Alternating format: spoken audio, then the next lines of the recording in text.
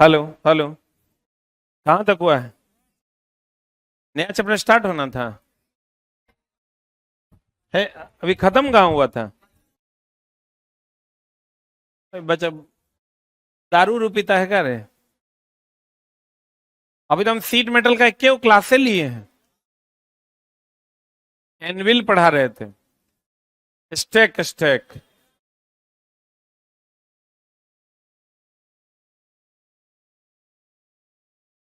यही न पढ़ा रहे थे रे। लास्ट क्लास हम मास्टर हैं, चला हम हर दिन अलग अलग सब्जेक्ट पढ़ाते थे, हमरा याद है। आ तू एगो सब्जेक्ट पढ़ता थी, याद नहीं। स्टेक यही न था रे। देखो ये वाला जो ये जो टेपर्ड भाग है, इसको हम लोग बिग कहते हैं। ये टेपर्ड भाग को क्या कहते हैं? क्या कहते हैं रे? बिग कहते हैं। चादरों को विभिन्न आकृतियों में मोड़ने के लिए, कौन आकृति में मोड़ने के लिए एक विशेष सहारे की आवश्यकता पड़ती है, तथा उस माध्यम को हम लोग क्या कहते हैं? स्टेक कहते हैं। क्या कहते हैं? ये चला स्टेक है।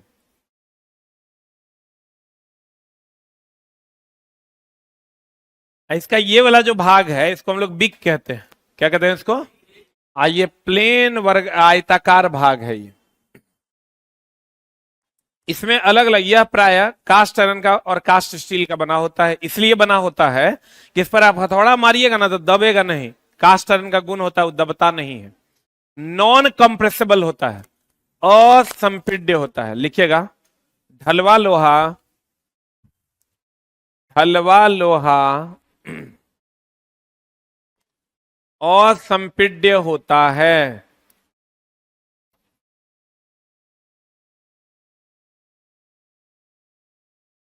ढलवा लोहा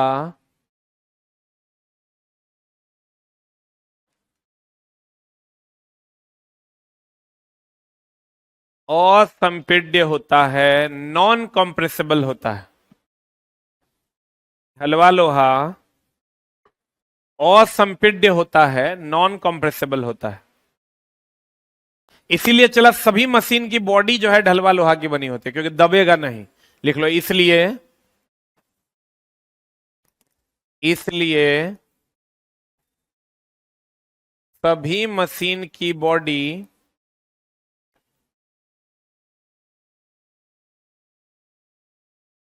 ढलवा लोहा की बनी होती है।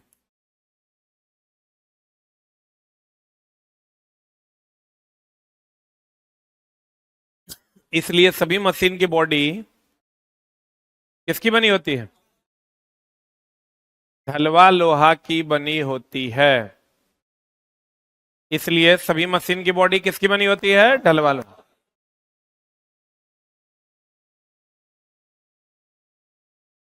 कहता कार्य के अनुसार स्टेक विभिन्न आकार के होते हैं। पहला है गोल स्टेक। कौन स्टेक चला? देखो ये गोल स्टेक है, ये अर्धवृत्ताकार स्टेक भी कहते हैं इसको। कौन स्टेक कहते हैं? कहता यह स्टेक का ऊपरी सतह कैसा होता है? अर्धवृत्ताकार गोल होता है, तथा ऊपर का हिस्सा, ये जो ऊपर का हिस्सा होता है समतल होता है। चादरों को गोल मोड़ने के लिए, तो बताओ इसके ऊपर चादर रखकर अगर मोड़िएगा तो इसी के आकार में नहीं मुड़ जाएगा? चादरों को गोल मोड़ने के लिए हम लोग इस स्टेक का प्रयोग करते हैं। फिर है बिग आयरन स्टेक। देख लो, ये जो टेपर्ड भाग है इसको हम लोग बिग कहते हैं। क्या कहते हैं इसको? कहते हैं इस स्टेक में एक तरफ शंकु के आकार का सिंग, ये शंकु के आकार का सिंग, और दूसरी तरफ फ्लैट बेस बना होता है। कैसा बेस बना होता है? फ्लैट आधार, यानी समतल में आधार बना होता है। इस स्टेक की आकृति किस आकार की होती है? एनविल के आकार की। एनविल भी इसी तरह का होता है। अगर कीप यानी फनल को जैसे चला, इस पर बताओ, इस पर अगर हम कोई चीज को रख के, ये जानता है कीप? अरे कुप्पी नहीं जानता है रे? इस टाइप का होता है।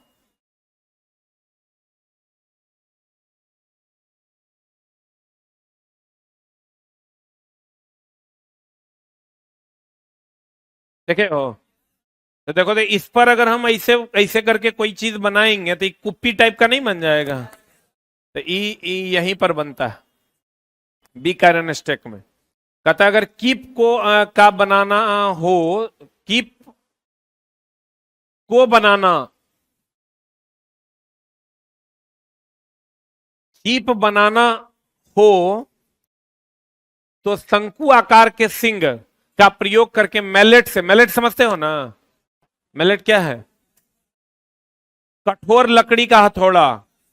कहता मैलेट से कीप का रूप दिया जा सकता है। इसके ऊपर आप कोई भी सीट ले लो, मैलेट यानी लकड़ी के हथौड़े से बना बनाकर कीप का रूप दिया जा सकता है। और अगर रिवेटिंग या स्ट्रेटनिंग आदि संक्रियाएं करनी हो तो समतल आधार का प्रयोग किया जाता है। देखो अगर तुमको दोस्त मेरे अगर कीप का आकार देना है तो ये इसका उपयोग करेंगे, या टेपर्ड भाग का, और अगर सीधा करना है तो ये समतल भाग का उपयोग करेंगे। अगर मान लो कोई चीज ऐसा है उसको सीधा करना है तो इस पर रख देंगे, ऐसे ऐसे करके सीधा हो जाएगा। अगर कोई चीज सीधा है इस पर रख के ऐसे मारेंगे टेढ़ा हो जाएगा, कीप के आकार का बन जाएगा।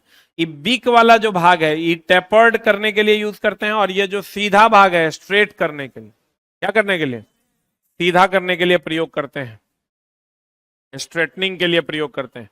हैचेट स्टेक, ये है हैचेट स्टेक। अब हैचेट स्टेक चला इस टाइप का होता है, ये मान लो सीट है इस टाइप का, ये हैचेट स्टेक है, इसको फंसा के इसे मोड़ सकते हैं। अरे वो वाइपर देखे हो, उसी टाइप का होता है, इसको ऐसे फंसा के ऐसे मोड़ सकते हैं। कहते हैं हैचेट स्टेक का सिरा कैसा होता है? शार्प, तेज धार वाला होता है। हैचेट स्टेक तेज सीधे किनारे वाला तथा एक साइड से कैसा होता है? एक साइड थोड़ा सा झुका हुआ होता है। यह चादरों को एकदम सीधा मोड़ देने के लिए ऐसे फंसाएं, चादरों को एकदम सीधा मोड़ देने में सहायक होता है। जैसे ट्रे, ट्रे जानते हो ना, ट्रे। अर्धचंद्राकार स्टेक, ये देख लो, ये अर्धचंद्राकार स्टेक, ये अर्धचंद्राकार, देखो तो आधा चंद्रमा के जैसा लग रहा है। यह स्टेक ऊपर से कैसा, ऊपर से कैसा अर्धवृत्ताकार रूप में बनाया जाता है। चादर को अर्धवृत्ताकार में मोड़ देने के लिए इस तरह के स्टेक का प्रयोग किया जाता है। इसको कहते हैं हाफ मून स्टेक। कौन स्टेक कहते हैं? हाफ मून स्टेक एक तेज कोर वृत्त के चाप के रूप में होता है। ये ऐसा होता है, होता है जो एक ओर को तिरछा होता है। इसका उपयोग धातु की चकती पर, फ्लेंज, फ्लेंज समझते हो? कान, फ्लेंज मतलब, अरे कभी ये बर्तन में देखो जो कान बना रहता है जगह पकड़ के हम लोग उठाते हैं, उसी को फ्लेंज कहते हैं। फ्लेंज चढ़ाने के लिए क्या आता है? इसका प्रयोग बर्तनों में फ्लेंज, वही कान बनाने के लिए किया जाता है। फनेल स्टेक, कौन स्टेक चला? वही फनेल मतलब कीप ना, फनेल मतलब क्या? देख लो ये फनेल के आकार का है, तो कहते हैं इस स्टेक का आकार कीप जैसा होता है। कैसा होता है? इसका एक सिरा कैसा? अर्धवृत्ताकार तथा दूसरा सिरा नुकीला होता है। इसका प्रयोग शंकु आकार की वस्तुओं को जोड़ लगाने के लिए किया जाता है। ये देखो शंकुए आकार का ना वस्तु में जोड़ लगाएगा। फिर कहता है प्लेनिसिंग एनविल। अब प्लेनिसिंग एनविल क्या होता है? चला, प्लेनिसिंग एनविल होता है, ये देखे हो, चला अब अभी हम लोग पढ़ेंगे फोल्डिंग डिवाइसेस। जैसे कभी स्पाइरल करवाने गए हो कॉपी में, गया है? वो एगो मशीन रखता है, उस पर देख ऐसे मारेगा पूरा छेदा जाएगा, देखो ऐसा, वही चला, उसी सब के बारे में हम लोग पढ़ेंगे। प्लेनिसिंग एनविल। एनविल क्या है? एनविल एक सपोर्ट है, लिखना, एनविल एक सपोर्ट है जिस पर रखकर कोई कार्य किया जाता है।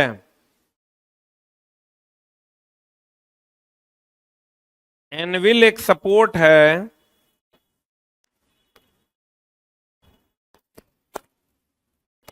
जिस पर रखकर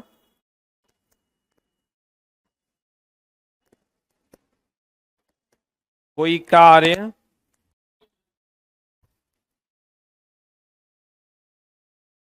किया जाता है। एनविल एक सपोर्ट है जिस पर रखकर कोई कार्य क्या था? प्लेनिसिंग एनविल का प्रयोग जॉब में फ्लेंज, फ्लेंज मतलब कान, नहीं कहते ना कढ़ाई वगैरह का कान होता है, फ्लेंज वाला भाग को ड्रेस करने या उसमें सुराख करने के लिए किया जाता है। इससे स्टेक का ऊपरी भाग कैसा होता है? समतल होता है। ये रिवेटिंग औजार देखे हो, ये औजार, अरे कभी स्टेपलर मारे हो या कभी ऐसा देखे हो, ऐसे करके रहता है इस टाइप का, ऐसे करके छेद कर देता है। कहाँ? बैग में, बेल्ट में। यही रिवेटिंग औजार का था। चादरों को आपस में जोड़ने के लिए किसका प्रयोग करते हैं? रिवेट का। दूगो चादर को आपस में जोड़ना है, कैसे प्रयोग? नट बोल्ट लगाते हैं कि रिपीट मारते हैं? तो रिपीट को ही रिवेट कहते हैं। रिपीट को ही क्या कहते हैं? रिवेट का प्रयोग किया था। बताओ, रिवेट नरम धातु का कि हार्ड धातु का? काहे नरम धातु का? क्योंकि एक तरफ से उसको पीट के माथा भी तो बनाना है। तो रिवेट नरम धातु को पूछता है, रिवेट नरम धातु का बनाया जाता है। किसका बनाया जाता है? नरम धातु।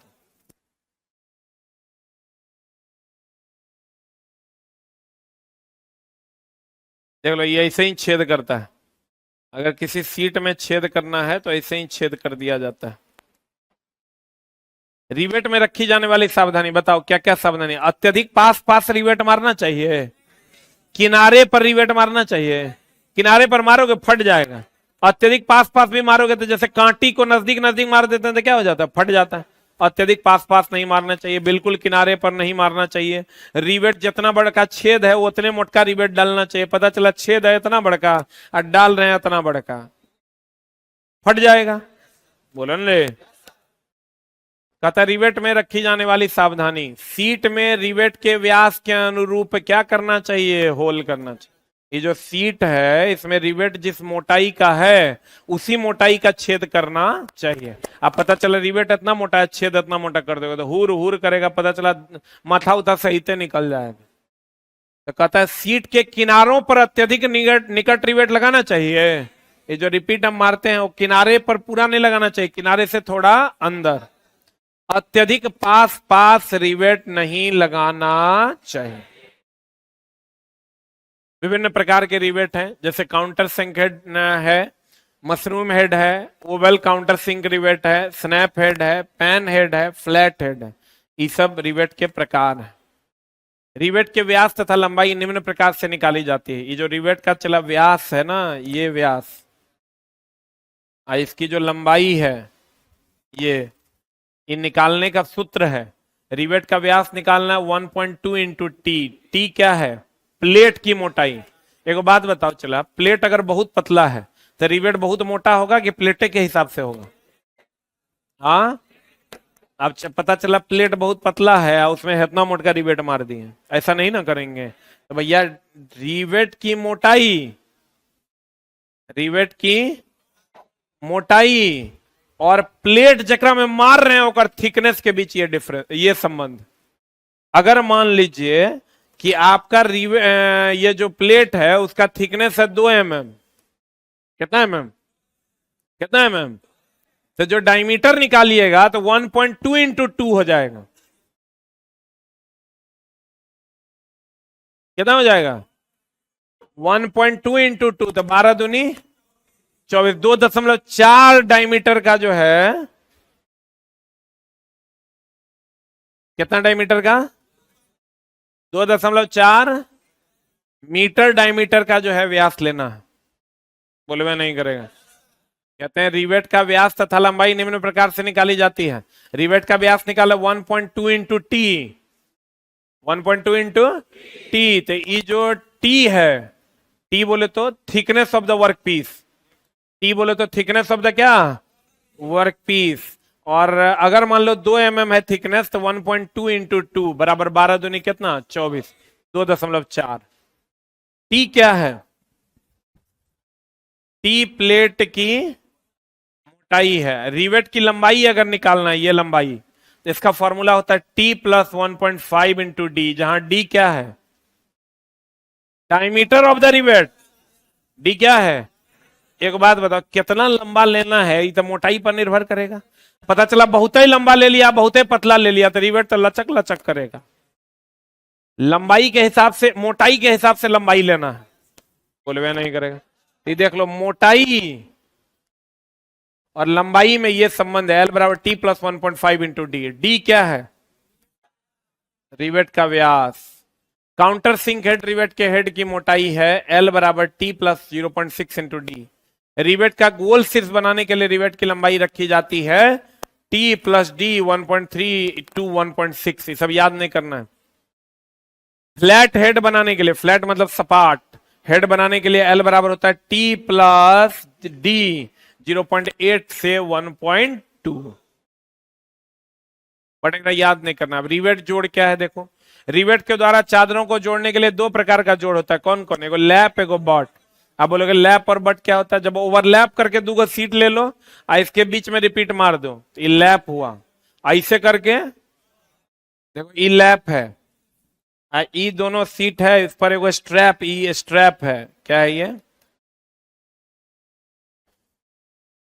ई लैप ज्वाइंट है और ये बट ज्वाइंट है। जब माथा में ऐसे दो सीट को जोड़ के तब जोड़ोगे ना, तब बट ज्वाइंट।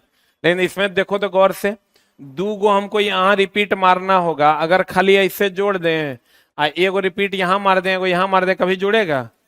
इसके ऊपर एगो स्ट्रैप रखना पड़ेगा।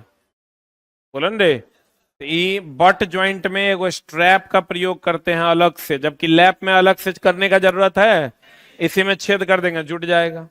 लैप ओवरलैप करेगा, याद ना रहे तो याद रखिएगा। लैप क्या करेगा? ओवरलैप। लैप क्या करेगा? ओवरलैप। लैप क्या करेगा? ओवरलैप। कहता है लैप ज्वाइंट और बट ज्वाइंट। लैप ज्वाइंट और बट ज्वाइंट, ये लैप ज्वाइंट। देखो एक दूसरे के ऊपर चढ़ गया कि नहीं चढ़ा? चढ़ गया, रिपीट मार दीजिए। कहते हैं इस ज्वाइंट में एक सीट का सिरा दूसरे सीट के सिरे के ऊपर रखकर और तब आपस में जोड़ा है। रख कर कि मुहा मुही सटा कर? रख कर। इसमें अलग से कोई चादर का टुकड़ा लगाने की आवश्यकता नहीं, जिसको हम लोग स्ट्रैप कहते हैं। अलग से लगाने की जरूरत है नहीं है। लेकिन चला बट में ये दो वर्क पीस है तो इसमें अलग से एगो टुकड़ा लगाने की जरूरत है कि नहीं है? कहते हैं बट जोड़ बनाने के लिए जोड़े जाने वाले चादर के सिरों को क्या करते हैं? टक्कर में मिलाते हैं। ऐसे चढ़ाते नहीं है, टक्कर में मिलाते हैं, तथा उस पर अलग से एक चादर का टुकड़ा रखकर उसके दोनों सिरों पर क्या कर देते हैं? अलग से एक चादर का टुकड़ा रखकर दोनों सिरों पर रिवेटिंग कर देते हैं। इस चादर के टुकड़े को क्या कहते हैं? स्ट्रैप। इस चादर के टुकड़े को क्या कहते हैं? चला स्ट्रैप। अब हेमिंग। हेमिंग जानते हो? वही हम जो तुमको बोले थे, चादर है, ये बहुत पतला सा चादर है, इसका जो ये वाला सिरा हम लोग करते हैं ना, ये मोड़ के मोटा कर देते हैं, इसी को हेमिंग कहते हैं। हेमिंग सिंगल हेम भी होता है, डबल हेम भी होता है। अगर बहुत पतला है तो 2 बार मोड़ना पड़ेगा, अब मोटा है तो 1 बार मोड़ना होगा। तो एक होता है सिंगल हेम और एक होता है डबल हेम। पतला वर्क पे, पतला सीट के लिए सिंगल की डबल? पतला होगा तो 2 बार ना मोड़ना पड़ेगा रे, डबल हेम। अब मोटा होगा तो सिंगल हेम। हेम करते क्यों है? कि किनारा फटे कि नहीं फटे? नहीं फटे, सुंदर भी लगेगा। ऐसे ही शर्ट, अगर जो कपड़ा यहां से वहां तक ऐसे काट के छोड़ देते हैं, एक ही दिन में फट जाएगा। बोलो रे, कहते हैं यही है हेमिंग। किनारे को क्या कर दिया था? मोड़ दिया था। कहते हैं पतली चादर से बने जॉब के किनारों पर तेज धार बन जाता है। अगर मान लो इसको मोड़ेंगे नहीं तो ये चला तेज धार नहीं बन जाएगा, खुला हुआ ही रहे खाली, तो तेज धार बन जाता है तथा उसका सामर्थ्य भी घट जाता है। ऐसे जॉबों का सामर्थ्य बढ़ाने के लिए तथा उसके किनारों को सुरक्षित बनाने के लिए उन्हें मोड़ दिया जाता है। और इस मुड़े हुए किनारे को क्या कहते हैं? हेम कहते हैं। अब एक होता है सिंगल हेम और एक होता है डबल हेम। अगर चला पतला वर्क पीस होगा तो डबल हेम, अब मोटा होगा तो सिंगल हेम। तब एक ही बार मोड़ दीजिएगा तो काम हो जाएगा। चादर के किनारों को एक बार मोड़कर बनाने के लिए क्या करते हैं? सिंगल हेम। आज साधारणतः मोटी चादर को एक बार मोड़ा जाता है कि 2 बार? एक बार मोड़ा जाता है। और डबल हेम, डबल हेम देखो तो कई बार मोड़ा है। पतली चादरों द्वारा बनाए गए बड़े बड़े जॉब के किनारों को दोबारा मोड़ा जाता है कौन चादर वाला? पतला चादर होगा, 2 बार मोड़ेंगे, जिन्हें डबल हेम कहा जाता है। इस हेम में अधिक मोटी और सुरक्षित होती है। ऐसी हेम अधिक सामर्थ्य वाली भी होती है। फिर वायर्ड एज, वायर्ड एज क्या होता है चला कि इसको मोड़ते भी हैं। देखो यहां पर एक वायर फंसाया हुआ है, इसको कहते हैं वायर्ड एज। मोड़ के उसमें वायर भी फंसा देते हैं। जॉब को अधिक मजबूती प्रदान करने के लिए चादर के किनारों पर एक माइल्ड स्टील का तार लगाया जाता है। ये किसका तार लगाया जाता है? इसके किनारों की सुंदरता तथा मजबूती दोनों क्या हो जाती है? बढ़ जाती है। हमें ग्रूबर, ग्रूबर समझते हो? खांचा बनाने वाला, खांचा बनाने वाले को ग्रूबर कहते हैं। जैसे ये ग्रूबर है,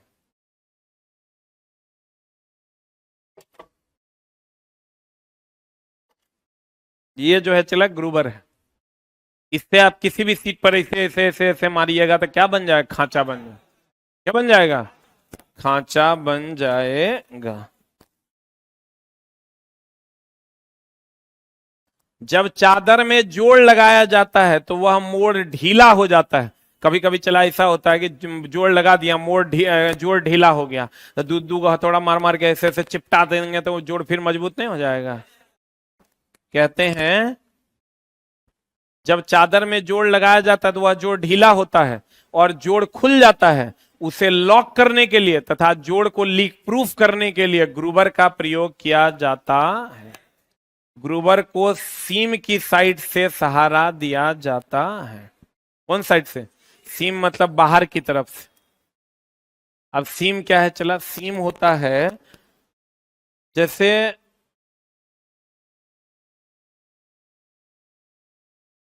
जोड़ने के लिए, क्या करने के लिए चला? एक बात बताओ, ये को चादर ऐसे है, ये को चादर ऐसे है, इसको ऐसे फंसा देंगे तो फंस जाएगा। इसी को सीमिंग कहते हैं। क्या कहते हैं इसको? एक विशेष आकृति देकर ऐसे करके इसको फंसा देना क्या कहलाता है? सीमिंग कहते हैं। एक होता है सीमिंग, एक होता है नोचिंग। आगे पढ़ेंगे हम लोग नोचिंग।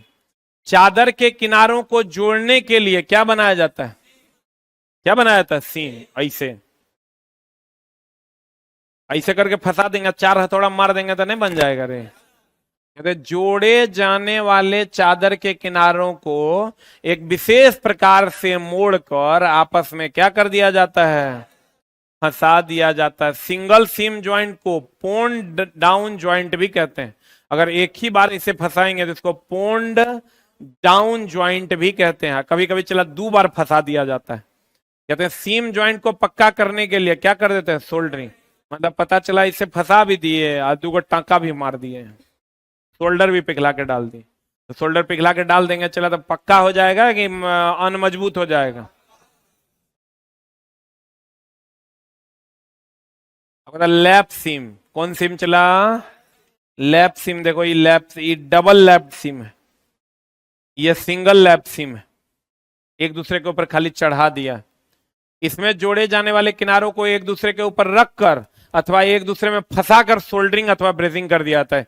एक दूसरे के ऊपर ऐसे रख दिया और रख के हर जगह सोल्डरिंग कर दिया, आपस में जुड़ जाएगा कि नहीं? सीमिंग एक प्रकार का जोड़ने का विधि है। क्या करने का विधि है? एक होता है ग्रूव्ड। चादर के दोनों किनारों को इस प्रकार मोड़ा जाता है कि वो आपस में फंस जाएं।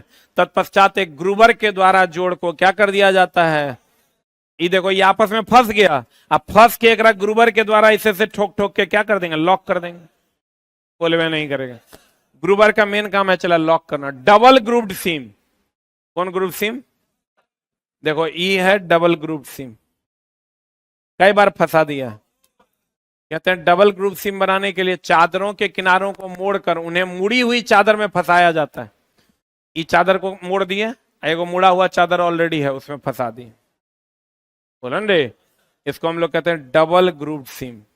नोच, नोच कुछ नहीं है। देखो ये चादर बन, ये चादर को मोड़े है ना, आई मान लो ये एक्स्ट्रा पार्ट है, काट के हटा देंगे, यही नोचिंग। ये चला यहाँ मोड़े है ना, तो मोड़ने के बाद मान लो ये एक बार इसे मोड़ दिया, ये एक्स्ट्रा पार्ट नीचे रह गया तो इसको काट काट के हटा देंगे। यह प्रक्रिया नोचिंग कहलाती है। क्या कहलाती है? कहते चादर से कोई भी कंटेनर बनाते समय उसे मोड़ने पर किनारों पर चादर ओवरलैप कर जाता है, इसलिए ऐसे स्थानों से चादर का कुछ टुकड़ा निकाल दिया जाता है, जिसे क्या कहते हैं, नोच कहते हैं। एक लाइन में समझ लो ना, एक्स्ट्रा चादर को काट के निकाल दोगे, यह प्रक्रिया क्या है, नोचिंग। क्या है, नोचिंग। सीमिंग क्या है, दो चादरों को आपस में फंसा देना। जब जॉब को 90 डिग्री पर, कितना डिग्री पर बेंड है रे, 90 डिग्री के बेंड के साथ बनाना हो तो कौन नोच बनेगा, ये देखो ना कौन आकार बन रहा है, तो भी नोच का प्रयोग किया था। चादर के किनारों को सीधा मोड़ने के लिए सीधा नोच का प्रयोग किया जाता है। किसी वर्गाकार अथवा आयताकार डिब्बे के किनारों को, यह वर्गाकार या आयताकार डिब्बा है, इसके किनारों को 90 डिग्री पर मोड़ने के लिए उसके कोनों को कौन नोच में काटा जाता है, वर्गाकार नोच में। कौन नोच में, चादरों के किनारों को 45 डिग्री पर अगर काटोगे, देखो ऐसा ऐसा काटोगे सीधा नोच है, ऐसा जाके ऐसा काटोगे भी नोच है 90 डिग्री पर, एकदम चला ऐसा ऐसा काटोगे ना तिरछा, अरे छोटा ऐसे काट के ऐसे काटेंगे तो 90, ऐसे काटेंगे तो 45। कहता चादर के किनारों को 45 डिग्री पर तिरछा काटकर कौन नोच होगा, तिरछा नोच। सीधा काटेंगे स्ट्रेट नोच, 90 डिग्री पर मोड़ेंगे भी नोच, तिरछा काटेंगे तो तिरछा नोच। 45 डिग्री पर काटेंगे तो कौन नोच, तिरछा नोच। 90 डिग्री पर काटेंगे तो भी नोच, कौन नोच, सीधा काट देंगे स्ट्रेट नोच। नोचिंग क्या है, जो एक्स्ट्रा सीट बच जाता है उसको काट के हटाना ही क्या कहलाता है, नोचिंग। वायर युक्त एजेज, बताओ कहीं पर वायर घुसा दिया है, तो वायर क्या किया है, मान लो ईच सीट है, इसको मोड़ के ऐसे वायर घुसा दिया, तो चला ऐसे रहेगा तो ठीक है, ये वायर सेफ भी रहेगा, मजबूती भी देगा। लेकिन अगर ऐसे रहेगा तब ये तो निकल जाएगा, ऐसे होना चाहिए। तो अगर वायर फंसा के मोड़ कर कितना एंगल पर कितना दूर पर काटना है, अब पता चला पूरा भुटिया के काट दिया, ऐसे निकल जाएगा। वायर का काम क्या है, मजबूती देना। वायर जो फंसा देंगे हम, एक तो मोड़े तो मजबूती मिला, वायर फंसा दिया तो और ना मजबूती मिल गया। कहते हैं वायर युक्त एजेज को ओवरलैप से बचाने के लिए वायर नोच का प्रयोग किया जाता है। जब वायर आप फंसा दीजिएगा और तब जो काट के हटाइएगा तो उसको वायर नोच कहते हैं। कौन नोच कहते हैं, नोच के कोने पर एक छोटा सा होल किया जाता है, इसे क्रैक सॉफ्ट होल भी कहते हैं। कौन होल कहते हैं, चला नोचिंग करने समय एक छोटा सा होल किया जाता है जिसे क्रैक सॉफ्ट होल भी कहते हैं, क्रैक स्टॉप होल भी कहते हैं। वायर नोच बनाने के लिए सिरे के वायर के व्यास का कितना गुना, देखो इसका व्यास अगर 3 mm है ना, तो 3 को 3.5 से गुना कर दो, उतना दूरी छोड़ के सीधा नहीं काटना है, 30 डिग्री पर काटना है। जैसे ये वायर को फंसा दिए ना हम, कितना दूरी पर काटना है, एकड़ जो व्यास है,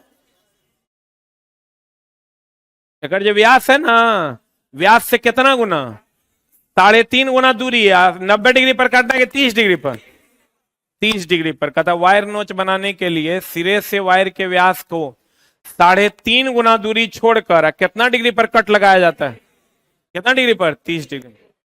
उसके बाद है चला फॉर्मिंग मशीन। वही फॉर्मिंग मशीन है जो हम लोग ये स्पाइरल वाले के यहाँ देखते हैं। स्पाइरल वाले के यहाँ ऐसे करके मारता है, छेद हो जाता है, उसमें फिर वायर फंसा देता है। फॉर्मिंग मशीन क्या है, सीट मेटल शॉप में फॉर्मिंग मशीन को साधारणतः प्रयोग किया जाता है। इसमें विभिन्न प्रकार के व्यास के सिलेंड्रिकल तथा सीट मेटल का को वक्र बनाने के लिए प्रयोग किया था। अलग अलग व्यास के सीट मेटल को सीधा या टेढ़ा करने के लिए हम लोग फॉर्मिंग मशीन का प्रयोग करते हैं। इस मशीन में कितने रोल्स लगे होते हैं, यही देख रहे हो, ये कितने रोल्स लगे होते हैं, 3। 2 रोल सामने सामने होते हैं और 1 रोल रियर, रियर का मतलब होता है पीछे, पीछे होता है, जो सीट मेटल को बेलनाकार वस्तु की आकृति देता है। सीट मेटल को कौन आकृति देता है, बेलनाकार आकृति देता है। इसमें लगे रोल्स लगभग 75 cm से लेकर कितना cm, 90 cm लंबाई तथा 5 सेंटीमीटर व्यास के होते हैं। इसका जो लंबाई होता है कितना, 75 से 90, और इसका व्यास होता है कितना, 5। इस मशीन के बैक रोल को किसी कोण या वर्टिकल दिशा में एडजस्ट किया जा सकता है। इसमें 2 रोल को कुछ नहीं कर सकते, इसके बैक में जो ये तीसरा रोल है इसको आप एडजस्ट कर सकते हैं। कहेगा फॉर्मिंग मशीन में कितने रोल होते हैं? 3। कितने रोल होते हैं? फॉर्मिंग मशीन का काम है चला फॉर्म देना। फॉर्म देना मतलब किसी सीट को मोड़ देना, किसी सीट को सीधा करना। बताओ इसमें से कोई सीट देख के खींच लेंगे तो सीधा नहीं हो जाएगा। फॉर्मिंग मशीन का काम है कोई निश्चित आकार देना। क्या देना? उसके बाद फोल्डिंग। फोल्डिंग मशीन का काम क्या है? फोल्ड करना। फोल्ड करना मतलब मोड़ देना। कहते हैं फोल्डिंग मशीन एक ऐसी मशीन होती है जो लंबी से लंबी तथा मोटी से मोटी सीट को आसानी से क्या देती है? मोड़ देती है। उसे हम लोग फोल्डिंग मशीन कहते हैं। इसमें क्लैंपिंग एक महत्वपूर्ण बीम होता है जो सीट को मजबूती से पकड़ता है। इस मशीन पे विभिन्न प्रकार की आकृतियां सीट को मोड़ा जाता है। नाम है चला फोल्डिंग। फोल्डिंग करना मतलब क्या करना? मोड़ना। फोल्डिंग मशीन मतलब क्या करना? मोड़ना। फॉर्मिंग मशीन मतलब फॉर्म करना। फॉर्म करना मतलब एक निश्चित आकार देना, चाहे वो गोलाई में मोड़ना चाहे वो सीधे में मोड़ना, उसी को हम लोग फॉर्मिंग मशीन कहते हैं। कौन मशीन कहते हैं? उसी को हम लोग कौन मशीन कहते हैं? फॉर्मिंग मशीन कहते हैं। अब देखो चला हेमिंग समझा? क्या समझा?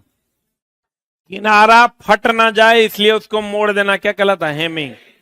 किनारा फट ना जाए इसलिए उसको मोड़ देना क्या कहलाता है? हेमिंग। उसमें तार फंसा देंगे तो वायरिंग। एक्स्ट्रा जो सीट बच जाएगा उसको काट के हटा देंगे, नोचिंग। क्या कहलाता है? नोचिंग। बताओ रिवेट को अत्यधिक नजदीक नजदीक लगाना चाहिए, बिल्कुल किनारे पर लगाना चाहिए, और रिवेट के अनुसार ही छेद करना चाहिए। और रिवेट नरम के हार्ड? रिवेट कैसा होता है? नरम। अब फोल्डिंग मशीन का काम है फोल्ड करना, मोड़ना।